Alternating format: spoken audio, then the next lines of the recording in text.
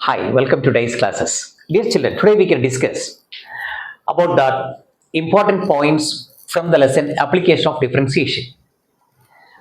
It contains rate measurement, increase and decrease in function, then maxima, minima. So in this video, we can cover up rate measurement and increasing functions. Okay.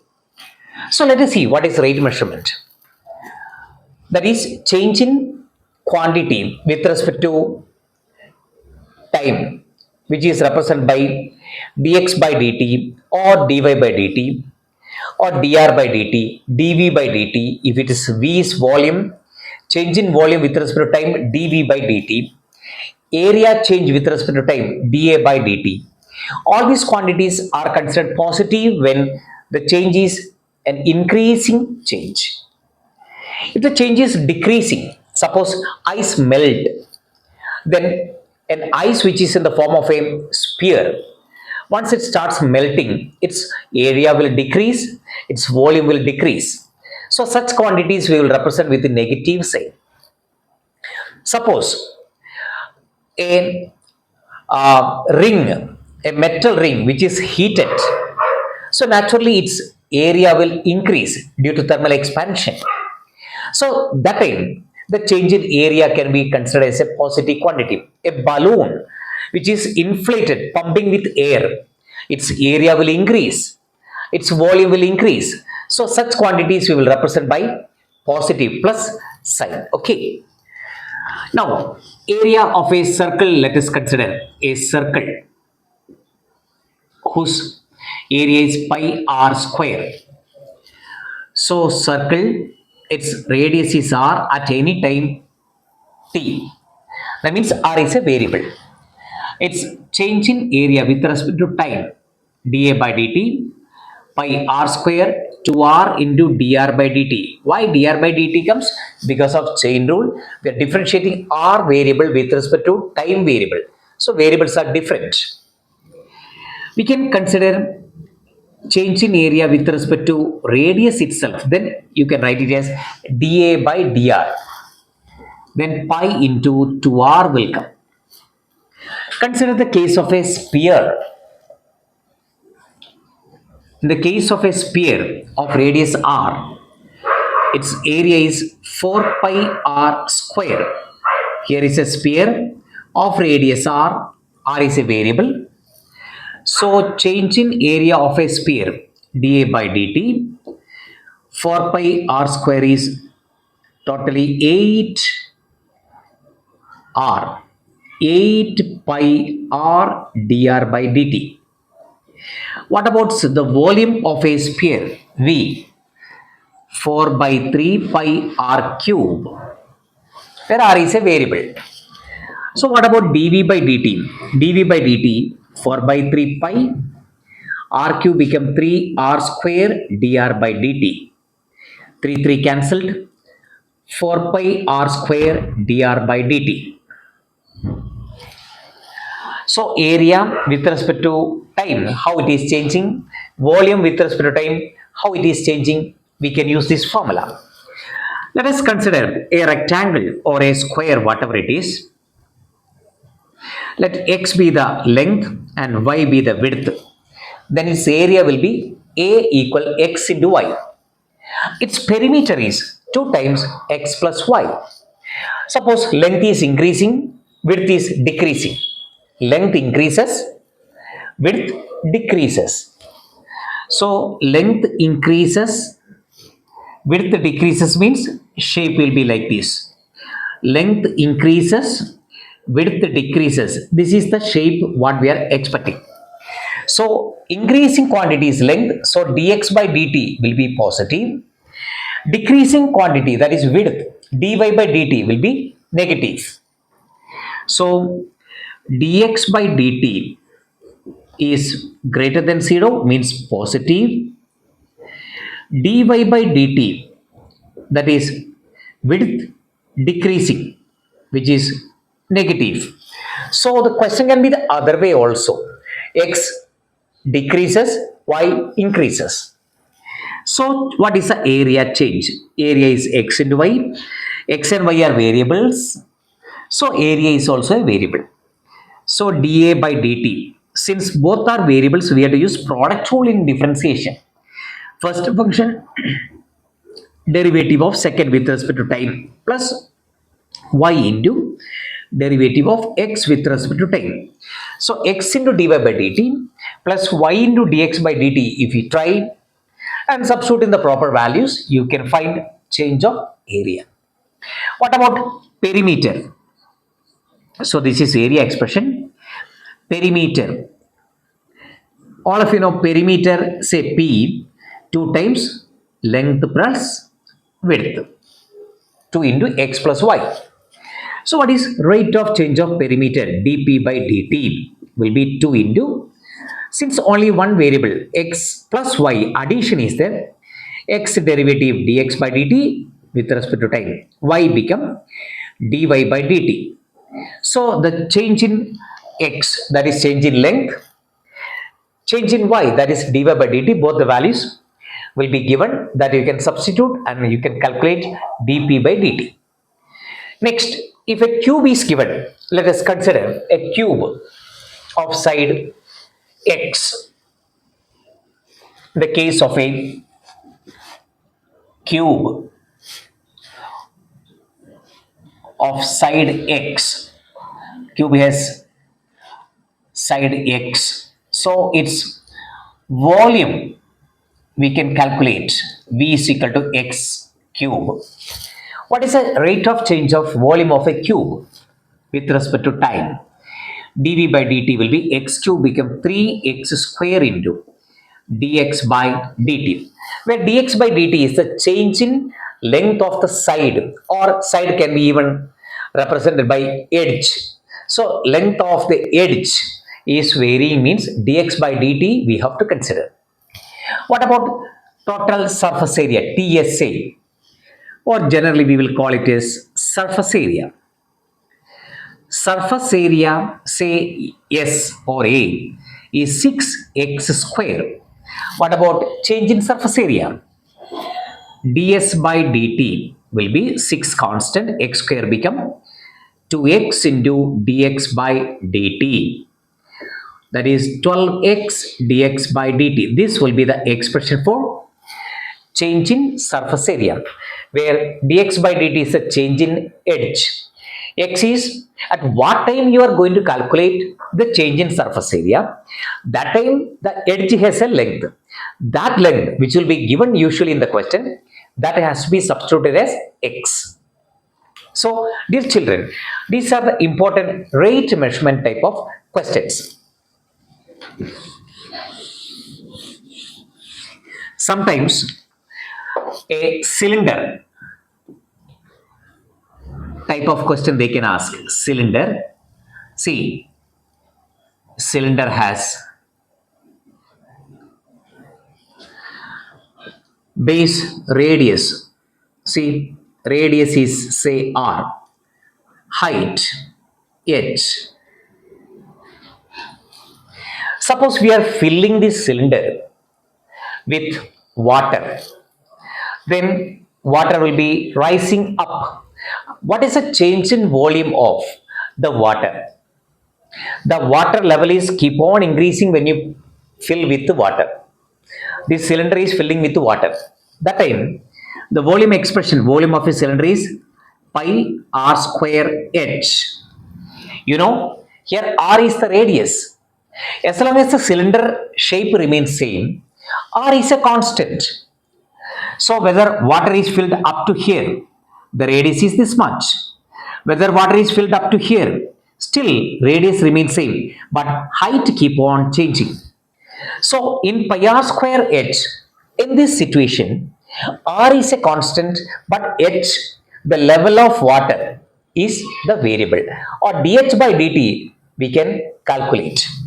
So change in volume dv by dt will be pi r square. Since pi and r square remains constant, only dh by dt will be the quantity coming along with the pi r square. So change in volume of this cylindrical water will be pi r square into dh by dt.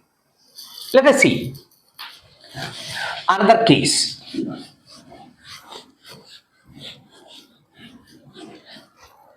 where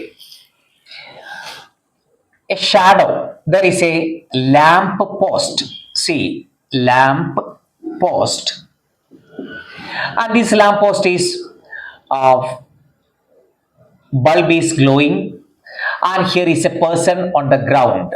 Here is a person on the ground. This is the ground level. A person is standing over here. This is the person who is standing over here. His height may be given, and height of this lamp post may be given.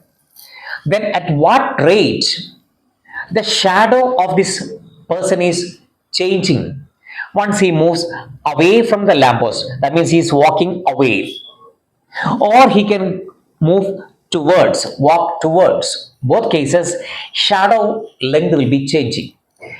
How the shadow is coming, children? You know, when the ray of light, this is an obstacle, ray of light is blocked. Once it is blocked, this much length is called shadow. This is the shadow length. So this length is a variable when the man walks away or towards. Suppose he is here, somewhere here, then actually shadow will be this much. You can see the first case, shadow length is this much. When the person is moved further away, shadow length is increased. So when the person is moving away from the lamppost, shadow length keep on increasing. When he is moving towards, from here to here, when reaches, shadow length decreases. So moving towards the lamppost, shadow length decreases. Moving away from the lamppost, shadow length increases. So let us see how to calculate these kind of problems, how to solve these kind of problems. It is very simple. We have to use the help of, say, h is the height of this lamppost which is fixed, and h1 or h dash be the height of this man or the person whose height is fixed. And let us see, this is x distance away, and this is y is the length of the shadow at that particular instant where the man is standing here. When the man stands walk away, let us consider the case of away, shadow length changes.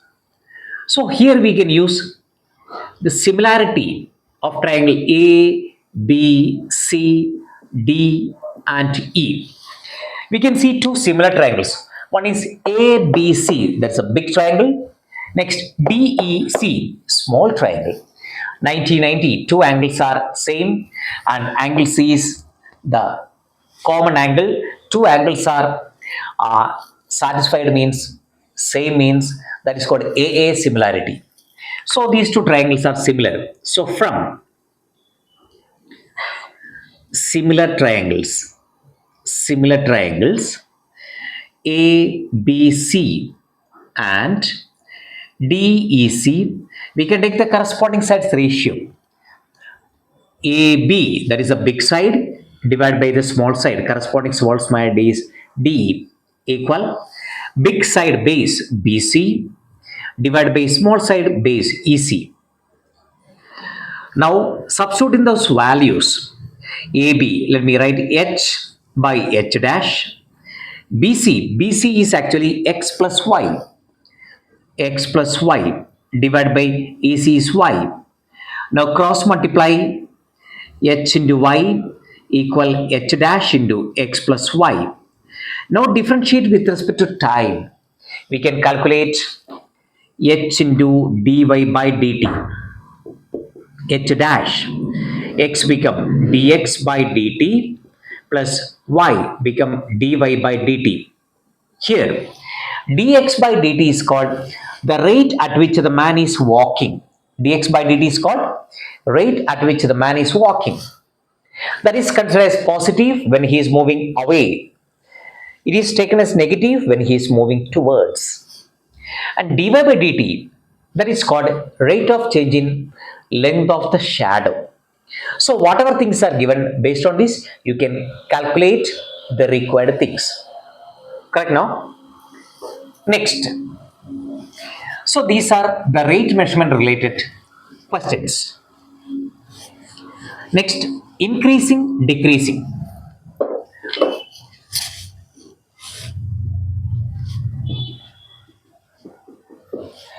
Increasing as well as decreasing.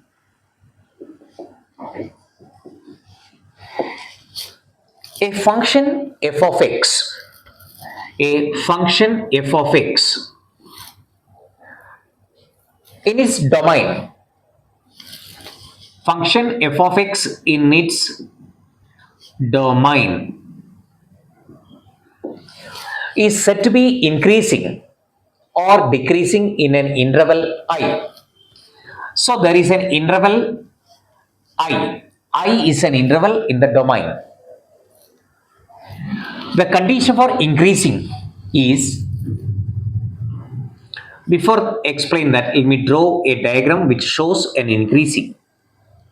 See, this is the graph which shows increasing, or it can be, this is also increasing, because the ultimate trend from here to here, it is increasing only, it never comes down, it is not decreasing.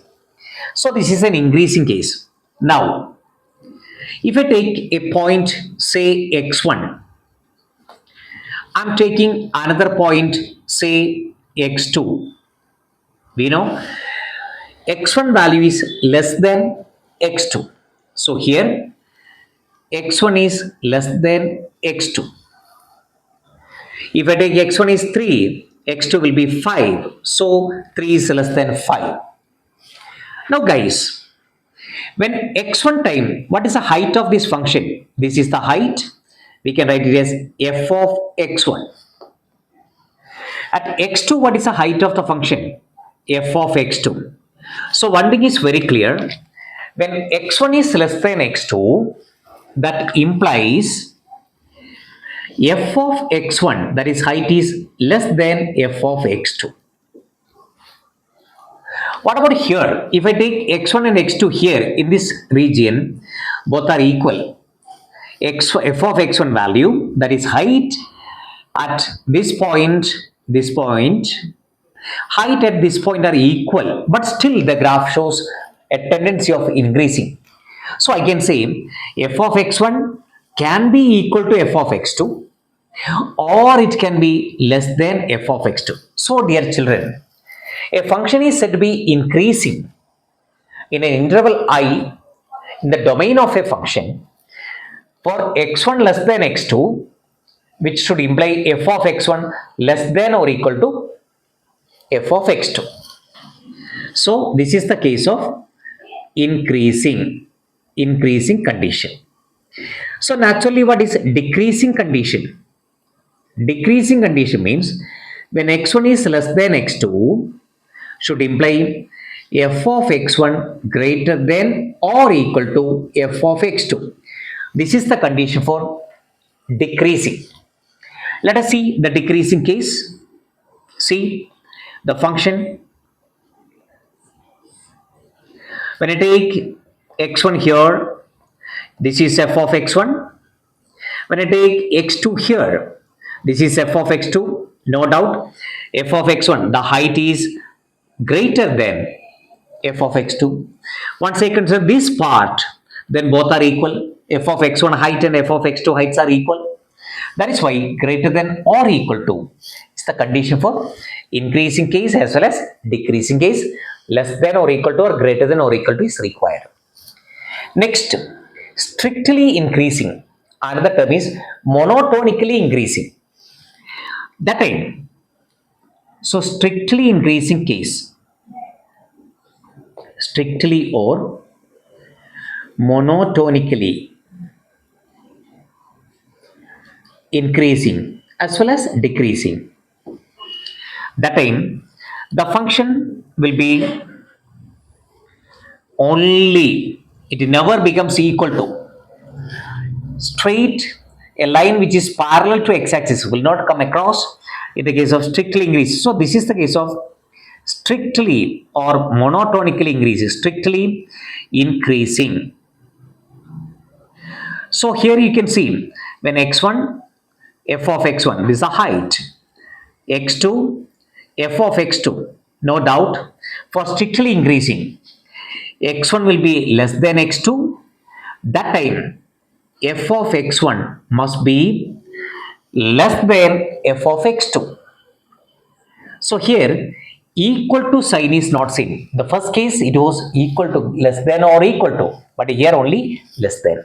Similarly, strictly or monotonically decreasing case, x1 less than x2 should implies f of x1 should be greater than f of x2.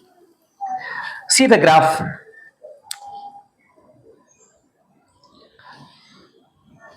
This is the graph. See, this is x1 and this is f of x1. F of x1. This is x2. This is height is f of x2. No doubt, x1 is less than x2. That time f of x1 is greater than f of x2. That is the condition for strictly decreasing.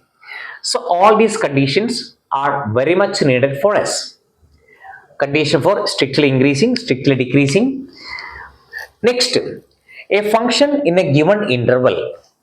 Sometimes it will increase, sometimes it will decrease. So if it is increasing as well as decreasing in the given interval, then the function is said to be neither increasing nor decreasing. Let us see the graph of sine curve. Sine curve, if you consider, see, this is the sine graph. 0, this is pi by 2, this is pi, here it is 3 pi by 2, here it is 2 pi. You can see under 0 to pi by 2, 0 to pi by 2, this is the graph which is strictly increasing. This is the case of strictly increasing. What about pi by 2 to pi or pi by 2 to 3 pi by 2? Decreasing. It is decreasing. Again from 3 pi by 2 to pi or even beyond that, it is increasing. So if you look at this interval 0 to pi, 0 to pi, graph increases as well as decreases. So we can say the sin x graph is neither increasing nor decreasing under the interval 0 to pi. But when interval is separated 0 to pi by 2 alone, then it is increasing. Pi by 2 to pi separately if you take, that is decreasing. But the whole interval 0 to pi, if you consider, it is neither increases nor decreases. What about the cos graph? See, this is the way cosine graph we are representing. 0, pi by 2, this is pi, 3 pi by 2, and this is 2 pi. Obvious. Cos graph is decreasing in 0 to pi by 2 or even 0 to pi, it is decreasing. Pi to 3 pi by 2 increases, or even pi to 2 pi, it is increasing. But 0 to 2 pi if you take, it decreases then increases. So together we can say neither increasing nor decreasing. So sine graph 0 to pi neither increases nor decreases. That is the smallest interval what we can say. In the case of cos graph, the smallest interval what we can say, it is 0 to 2 pi, or else pi by 2 to 3 pi by, also we can say pi by 2 to 3 pi by 2 decreases then increases. So under this interval, this cos graph is neither increases nor decreases. Or if you take this whole interval, then also graph is neither increases nor decreases. What about the shape of logarithm graph? log x graph is like this. This graph is strictly increasing. Where to where? It is from 0 to infinity. So under the open interval 0 to infinity, the log graph is strictly increasing. What about e power x or a power x, where a is greater than 1? Such cases, graph is strictly increasing. Strictly increasing. So the basic shape of e power x, e value, roughly it is 2.71 approximately, which is greater than 1.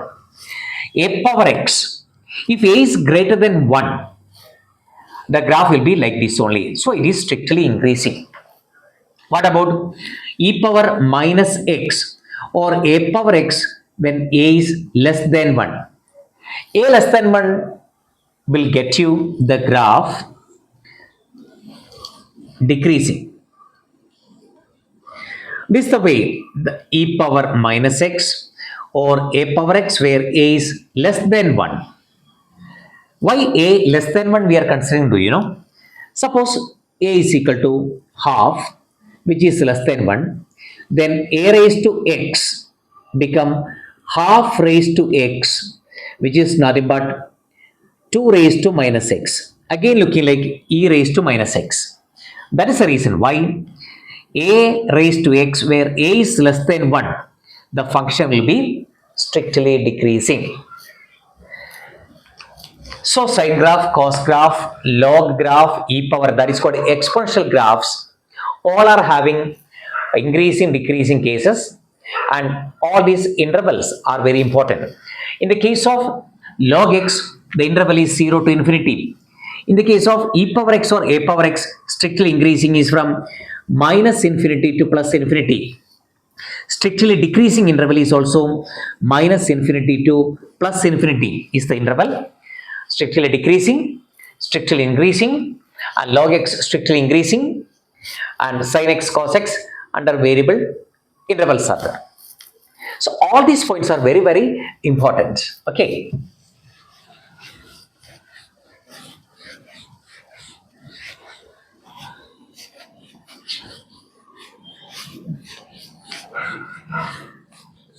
Now let us see a question where in textbook one MCQ what they gave. Let me read the question. We will work out this question. The question is the interval in which y is equal to x square into e power minus x is increasing. It is an MCQ given in the textbook. They gave options: A option minus infinity to infinity, B option minus 2 to 0, C option 2 to infinity, D option 0 to 2. So it is an increasing case. A function is said to be increasing if its f dash x is greater than 0. So dy by dx, x square into e power minus x, product rule is required. What is product rule? First function into derivative of e power minus x minus e power minus x plus e power minus x, second function into derivative of second. Now we have to calculate those x values where the interval is forming. For that simple method, equate the first derivative with 0, pick up those x values which are making dy by dx 0.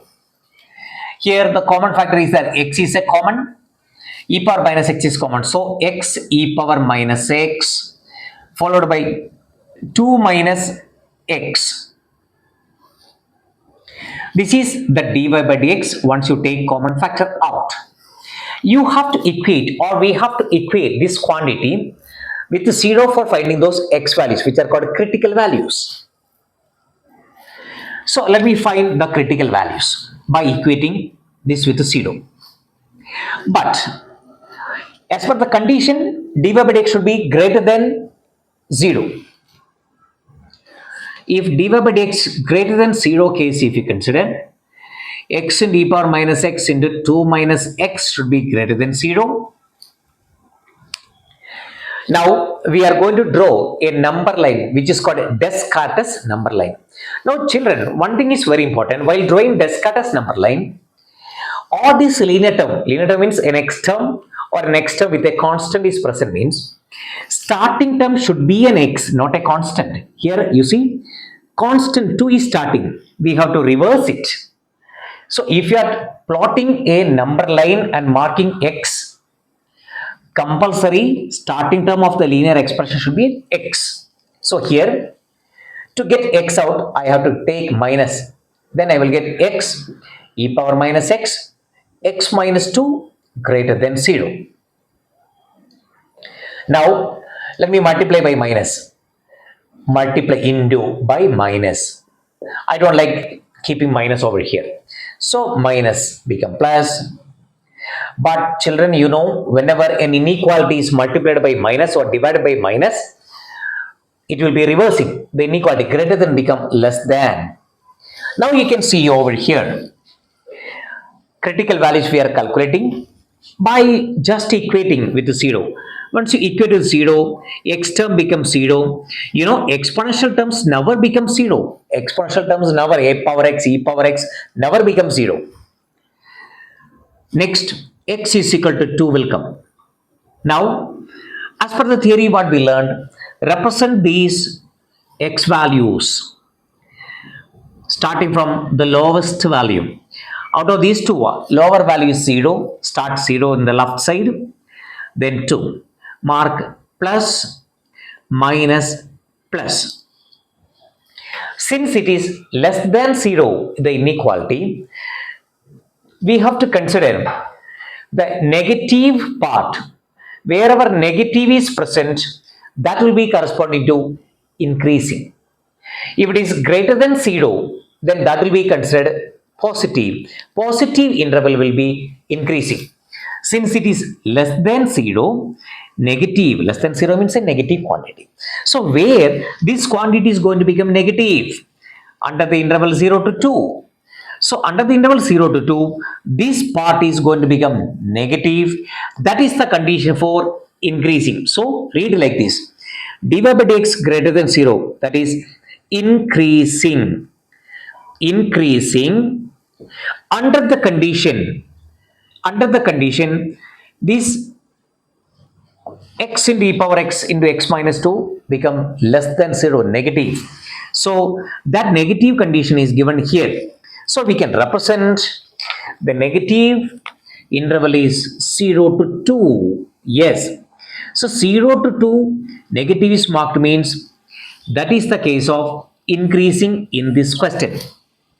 So usually wherever positive is there, we will mark increasing. Negative is there, decreasing. But why here negative is increasing, positive is decreasing? Because here we multiplied the inequality greater than 0, we multiplied by negative. Whenever such negative multiplication is there, all the time plus minus, plus increasing become decreasing, decreasing become increasing. So kindly understand here negative sign where it is marked is corresponding to increasing. Increasing. This is for decreasing. There are two intervals for decreasing. So the answer 0 to 2. D is the right answer. So remaining numericals next video I will explain. Thank you.